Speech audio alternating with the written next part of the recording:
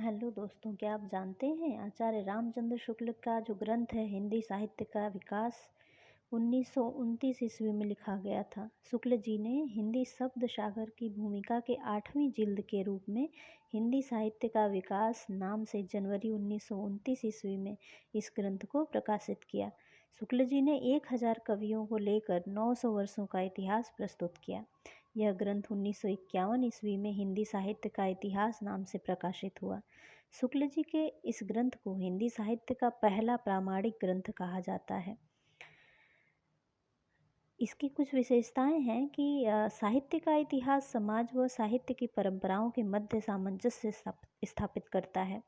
दूसरा है नामकरण काल विभाजन का आधार एक विशेष काल में विशेष ढंग की रचनाओं की बहुलता के आधार पर किया गया है। इस पुस्तक में संपूर्ण साहित्य को 4 कालों में विभाजित किया गया और प्रत्येक काल की सामाजिक राजनीतिक स्थिति का भी चित्रण किया गया है। इस पुस्तक की अगली विशेषता है, यदि किसी काल के भीतर भिन्न भिन्न कोटि की रचनाएं हैं तो उनका नामकरण उन रचनाओं के आधार पर किया गया है। आधार स्रोत में ग्रियर्सन, सेंगर, मिश्रबंधु, श्याम सुंदर दास, राम नरेश त्रिपाठी का वर्णन किया गया है। सेंगर की पुस्तक को इसमें कविवृत्त संग्रह, ग्रियर्सन की पुस्तक को बड़ा कवि वृत्त संग्रह और मिश्रबंधु विनोद को बड़ा भारी कविवृत्त संग्रह कहा गया है। धन्यवाद।